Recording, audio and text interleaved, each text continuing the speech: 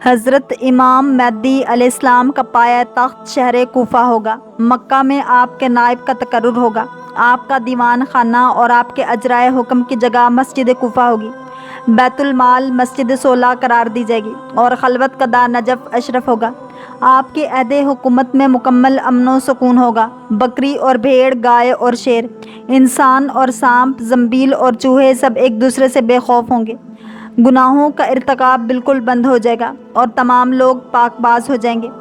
جہل، جبن، بخل کافور ہو جائیں گے۔ عاجزوں، ضعیفوں کی داد رسی ہوگی۔ ظلم دنیا سے مٹ جائے گا۔ اسلام کے قالب بے جان میں روح تازہ ہو جائے گی۔ دنیا کے تمام مذاہب ختم ہو جائیں گے۔ نہ عیسائی ہوں گے، نہ یہودی، نہ کوئی اور مسلک ہوگا، صرف اسلام ہوگا اور اسی کا ڈنکا بجتا ہوگا۔ آپ دعوت بالسیف دیں گے، جو آپ کے در پہ نزاع ہوگا قتل کر دیا جائے گا۔ جزیہ موقوف ہوگا۔ خدا کی جانب سے شہر عقا کے ہرے بھرے میدان میں مہمانی ہوگی۔ ساری کائنات مسرتوں سے مملو ہوگی۔ غرض کے عدل و انصاف سے دنیا بھر جائے گی۔ کائنات میں پیدا ہونے والا ہر باشعور انسان جو اس دنیا کے بارے میں غور و فکر کرتا ہے، اس کے آغاز و انجام پر تدبر کرتا ہے، دنیا میں موجود مختلف نظاموں کا مطالعہ کرتا ہے، تو اسے موجودہ نظام انسانیت خون چوسنے والا دکھائی دیتا ہے اور وہ موجودہ نظاموں سے نفرت کرنے لگتا ہے۔ اس کے دل میں یہ خواہش پیدا ہوتی ہے کہ کوئی ایسا عادلانہ نظام ہونا چاہیے جو ان ظالمانہ نظاموں کو ختم کر دے۔ دوسری طرف یہ بھی ایک تاریخی حقیقت ہے کہ دنیا کا ہر بڑا نظام اچھائی کے نعرے کے ساتھ آیا اور بعد میں خود ایک طاغوت کی شکل اختیار کر گیا۔ ایک عادلانہ حکومت کا خواب انسانی خواب ہے۔ ہر مذہب کے ماننے والے ایک ایسی حکومت کے منتظر ہیں جس کی بنیاد الہی اصولوں پر ہو، جسے نہ صرف انسانی فطرت قبول کرے بلکہ جس کا تقاضا انسانی فطرت کرے۔ اس مثالی نظام حکومت کے بارے میں ہر الہامی مذہب نے بات کی ہے اور بتایا ہے کہ ایک وقت آئے گا کہ جب ایک ایسا شخص اس دنیا میں آئے گا جو اس دنیا کے نظام کو اس انداز میں تبدیل کرے گا کہ اس دنیا کا ہر انسان یہ کہہ اٹھے گا، ہاں یہ عدالت ہے۔ وہ گروہ جو کسی مذہب کو نہیں مانتے وہ بھی حکومت عادلانہ کا تصور رکھتے ہیں۔ ان کی بھی خواہش ہے کہ ایک ایسی حکومت قائم کی جائے یا اس کے لیے کوشش کی جائے جس میں تمام انسانوں کو انسانی بنیادوں پر برابری میسر ہو، جس میں کسی کے ساتھ ظلم و زیادتی نہ ہو، جس میں تمام انسان وسائل سے یکساں مستفید ہو رہے ہوں۔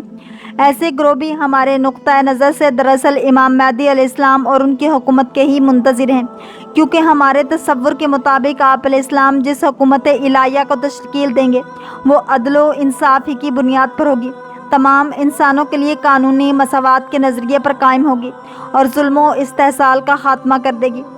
قرآن مجید کی بعض آیات سے ظاہر ہوتا ہے کہ دنیا میں عدل و انصاف کا بول بالا ہوگا، ظلم و جور کا خاتمہ ہوگا۔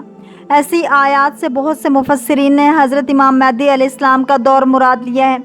متعدد احادیث کی روشنی میں ہم نمونے کے طور پر اس سلسلے کی چند آیات ذکر کرتے ہیں۔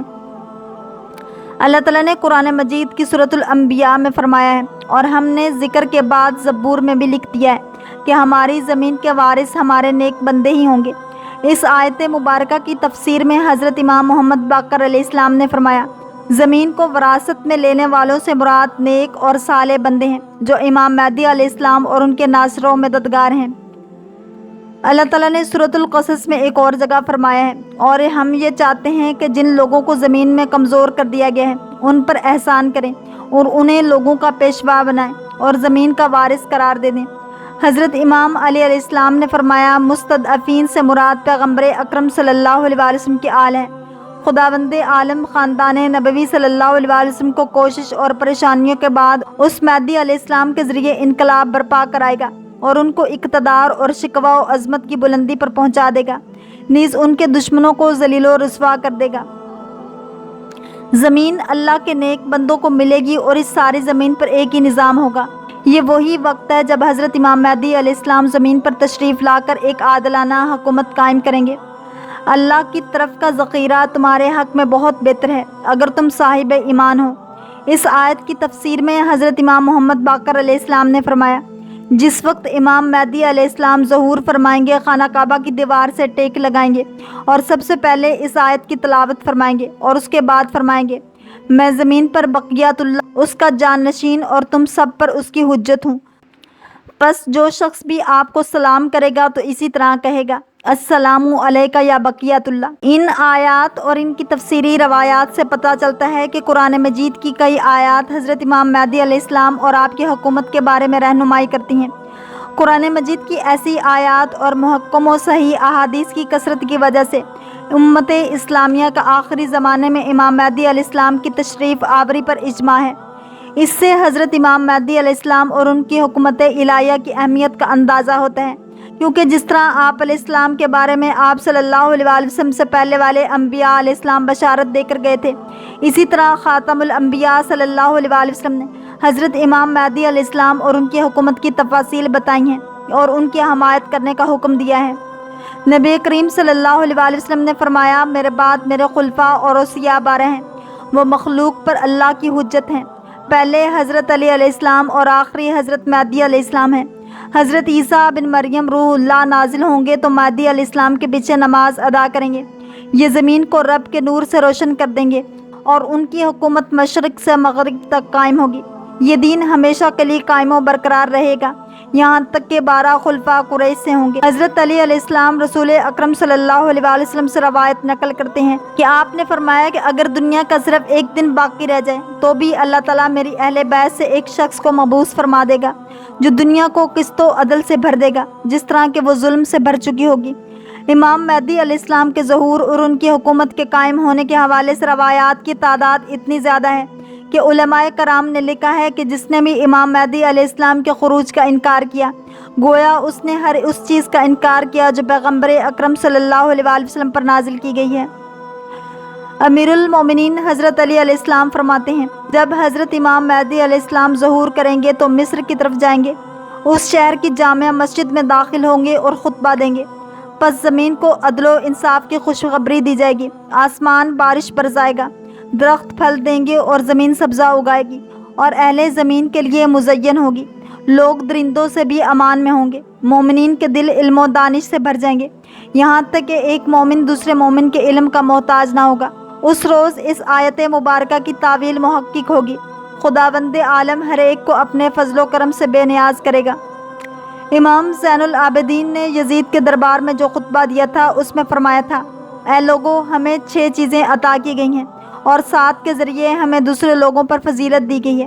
ہمیں علم، حلم، سماع، فصاحت، شجاعت دی گئی اور مومنین کے دلوں میں ہماری محبت ڈالی گئی ہے۔ ہماری فضیلت یہ ہے کہ نبی کریم صلی اللہ علیہ وسلم، صدیق حضرت علی علیہ السلام، جعفر طیار، اللہ اور رسول صلی اللہ علیہ وسلم کے شیر حضرت حمزہ رضی اللہ تعالیٰ عنہ، نواسے حضرت امام حسن اور امام حسین علیہ السلام، اور اس امت کا مہدی ہم میں سے ہے۔ امام علی رضا فرماتے ہیں، امام 14ویں کے چاند اور جگمگاتے ہوئے چراغ کی مانند ہے۔ اس طرح آئمہ اہل بیت نے امام مہدی علیہ السلام کی حکومت اور ان کی فضیلت کے بارے میں امت کو آگاہ کیا ہے کہ وہ ذاتی فضائل کے اعتبار سے بھی بلند مرتبہ ہوں گے اور اللہ تعالیٰ انہیں ایک وسیع و عریض سلطنت عطا کرے گا، جس طرح کی سلطنت آپ سے پہلے کسی کو بھی عطا نہیں کی گئی ہوگی۔ دنیا کے تمام بڑے مذاہب میں ایک خدائی نجات دہندہ یا ایک مسلح عالم کا تصور موجود ہے جو ایک زمانے کے بعد آئے گا۔ مختلف مذاہب کے ماننے والوں نے اس کے مختلف نام رکھے ہیں۔ مذاہب میں اس مسلح عالم کا باقاعدہ انتظار کیا جا رہا ہے، لوگ شب روز اس کے آنے کی دعائیں مانگ رہے ہیں اور منتظر ہیں کہ وہ کب پسی ہوئی انسانیت کو نجات دلائے۔ ہم دنیا کے چند بڑے مذاہب میں خدائی نجات دہندہ اور اس کی حکومت کے بارے میں تصورات کو پیش کرتے ہیں۔ زرتشتوں کا عقیدہ ہے کہ آخری زمانے میں ایک خدائی نجات دہندہ آئے گا، اس کا تذکرہ زرتشتوں کے لٹریچر میں مسلسل ملتا ہے۔ اس حوالے سے کتاب اوسطی، کتاب زند، رسالہ جامع سب اور رسالہ زرداشت اہم ہے۔ اس میں ہر موعود کو سوشیانت کا نام دیا گیا ہے اور 3 موعودوں کو سوشیانت کے نام سے ذکر ہے، اور سب سے اہم جس موعود کو کہا گیا ہے وہ تیسرا موعود ہوگا اور اسے سوشیانت المنتصر کے نام سے جانا جاتا ہے۔ ہندوؤں کی مذہبی کتاب مہابھارت میں آیا کہ ایک زمانہ ایسا آتا ہے کہ انسان روحانی طور پر انتہائی پستی کا شکار ہو جاتا ہے۔ جب انسان پست ترین سطح تک پہنچ جاتا ہے تو اس وقت ایک دن ایسا آتا ہے کہ ایسی روحانی و معنوی شخصیت آتی ہے جو ظلم و بربریت کے شکار انسانیت کو ہدایت کی راہ دکھاتی ہے اور لوگوں کو جہالت سے نکالتی ہے۔ اس طرح دنیا کے تمام بڑے ادیان ایک نجات دہندہ کے منتظر ہیں جو نظام عدل کو زمین پر قائم کرے گا، جو ایک طاقتور حکومت کا مالک ہوگا اس کے دور میں کسی کے ساتھ کوئی زیادتی نہیں کی جائے گی۔ لا مذہب جو لوگ کسی بھی مذہب کے قائل نہیں ہیں، ان کا بنیادی مقدمہ یہ ہے کہ مذہب نے انسان میں تفریق پیدا کر دی ہے۔ اس کی وجہ سے انسانی معاشروں میں تباہی آئی ہے۔ ہم مذہب کو نکال کر ایک عادلانہ حکومت کے لیے جدوجہد کر رہے ہیں۔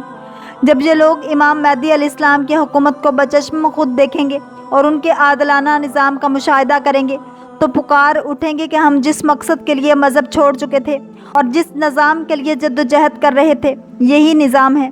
اس لیے دنیا کی آبادی کا یہ حصہ بھی آپ کی حکومت کو قبول کر لے گا۔